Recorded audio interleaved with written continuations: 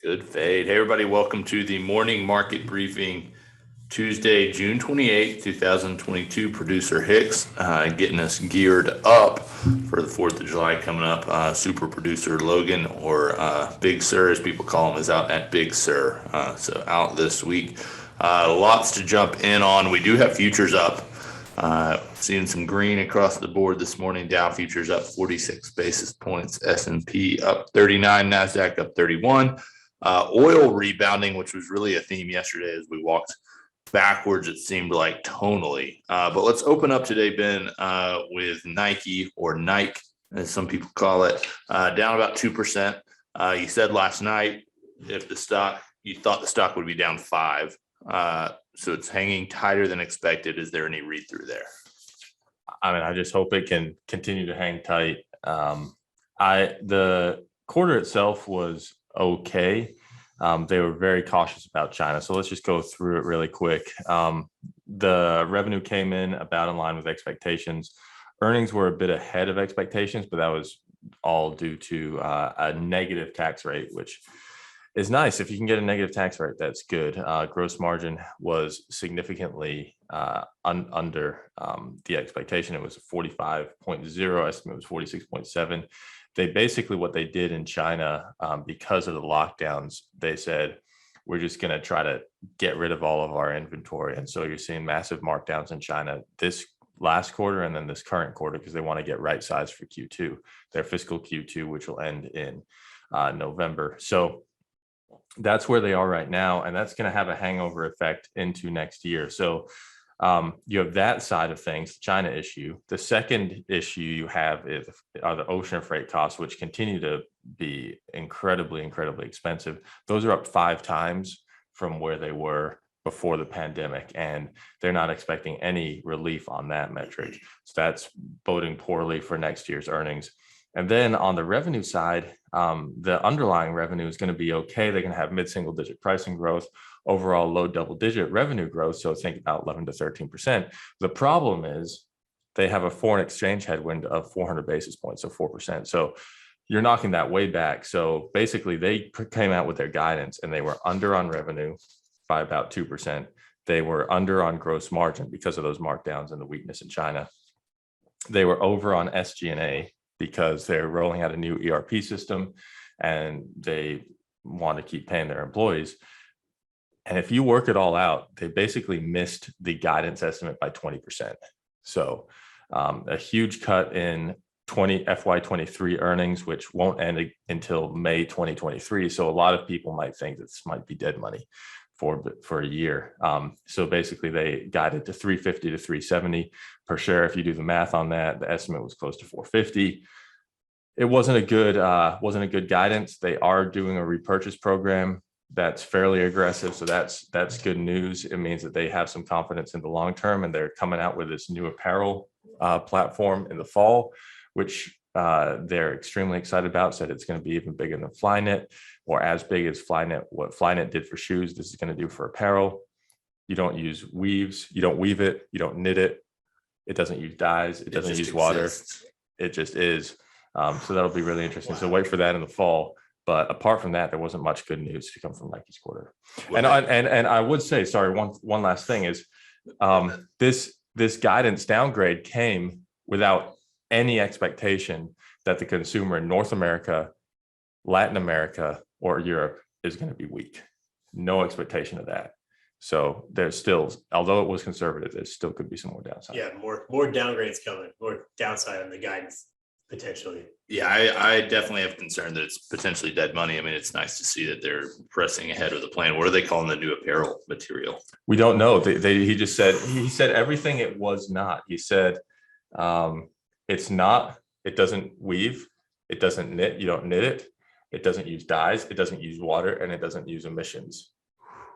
3D printed hemp, Nike plastic. Yeah. So what if they're actually, I've been thinking about this because they keep moving more, athletic apparel keeps moving more towards like, these are natural materials, moving more and more towards like, you don't even notice it's there. What if they're actually going to just sell little stickers and you don't wear the shirt at all? Emperor's New Clothes. Yeah.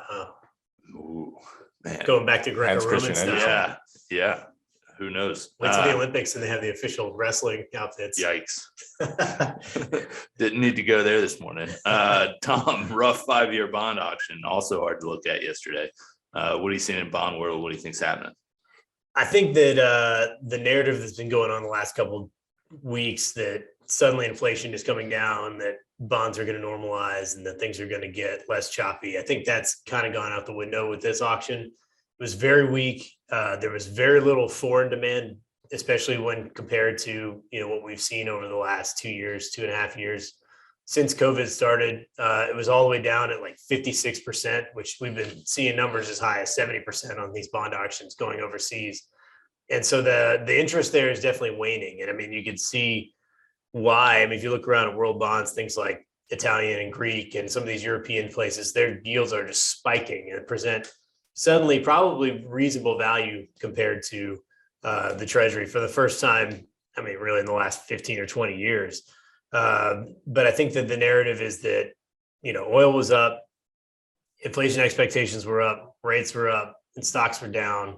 And it's basically the opposite of what we've seen the last, 2 weeks or so in the bond market, which is that for some reason, everyone seems to think that inflation expectations are going down. I don't see the catalyst there so much. So I think that we're going to see another sell-off in bonds. I think this is a bit of a head fake, at least in the short term. We talked about that a little bit yesterday on the call, that now is probably opportunity to lighten up on bonds if we're overweight for clients, use that to rotate into equities, and continue to just keep sticking asset allocations, because I don't think that this is a one-off. I think that we're going to see a little bit of softness in bonds in the next couple of weeks. Good deal. Interesting report from the Wall Street Journal on just municipal bond ownership, who owns these things. And we're certainly seeing a bit of migration, more and more of these muni bonds, the space we like to play in, especially being held inside of mutual funds and ETFs, much less so held by U.S. households. Tom, are you surprised by that data? I am. I think that the best part about munis is that because they're so scarce and because it's such a small market, it's difficult to get size for mutual funds, which has kept mutual funds at bay for a very long time. I mean, if you look at some of the biggest flagship funds in the world that are in the trillions of dollars, the PIMCO total return funds, a lot of those are made up with treasuries, with corporates, with asset-backed securities, because you can buy them in size and they're relatively liquid. Whereas mutual funds have a tougher time with bonds, because even if you bought every single bond that was issued in a year in the muni market, you could only have about $500 billion worth of exposure, and there'd be no open market for new bonds. And so, it's kept it at bay, but we're seeing ETFs and mutual funds creep in, and we're seeing the price dislocations that you typically see in other bonds as a result, because people are moving in and out, they're trading them actively, and it's a very illiquid market, and there's big spreads between buying and selling, in terms of the price. And so that's causing some gyrations. I still think it's the best spot to be. I still think that mutual funds in that space is the worst spot to be. But it's interesting that we're now starting to see so much more coverage of the muni bond market in the Wall Street Journal. I mean, this is the third article we've referenced in the last couple of weeks where they're starting to talk about muni bonds, which is something that they pretty much have ignored. I mean, as long as I can remember, people don't really talk about muni bonds, particularly in the Wall Street Journal. Yeah, because they're boring. Yeah, because they're very boring. But there's a lot of action there right now, and there's a lot of opportunity, in my opinion, to be taking advantage of it and moving into these, especially now, and locking in at some of these higher rates for the foreseeable future. But it would worry me if we got to a point where, a vast majority, 70, 75% of munis were held by funds.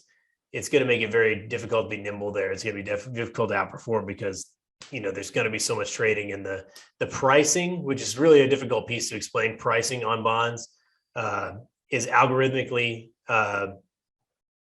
set based on a trading matrix, because a bond may never trade more than 3 or 4 times. So what is the price on that? So it's driven by other selling and other buying in the side of the market.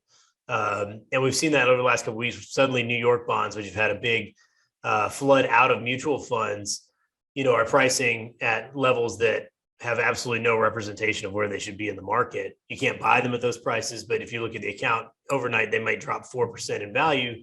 And that's based entirely on this matrix pricing system. And so, keeping an eye on those things is tough. In order to have that flow through to reasonable performance is tough, but that's the the world we're moving in, and it's not the world that the narwhal moves in, which is everyone moving to asset managers, to mutual funds and ETFs. But that's the way most of the world has moved and thought is the best way to do it. But I think it's the worst way to do it in bonds. I think it's a very clunky and very unintended consequences way of moving into bonds.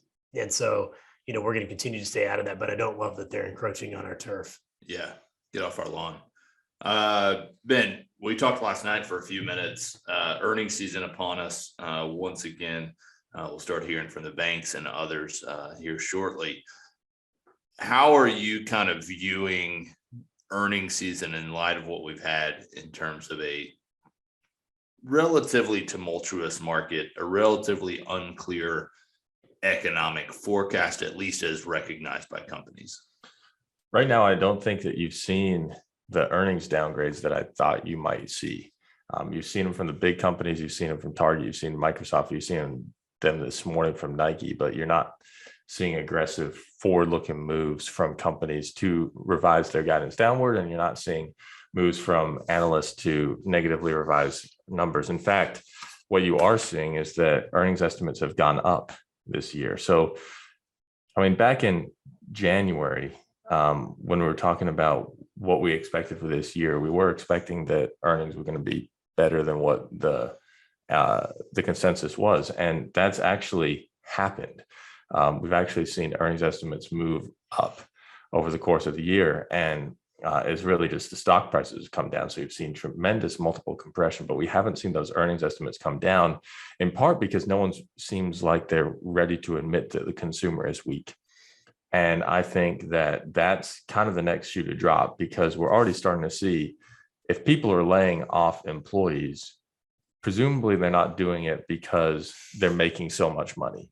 Right. They're probably in a little bit more a difficult headspace in terms of what they're actually earning. And frankly, you might not know what you're going to earn until you do those layoffs. So maybe that's why we haven't seen some of those earnings downgrades yet. But I do fear that they're coming. And unfortunately, the ones who have warned so far, whether it's Nike, Microsoft, Target, et cetera, these are the companies who you would think would hold up better. So I am concerned about what that could mean for earnings estimates as we get into the back half of the year. Yeah, I do think the trend, and we've mentioned this on the call before, I think some of the more renowned operators have been pretty proactive in managing expectations.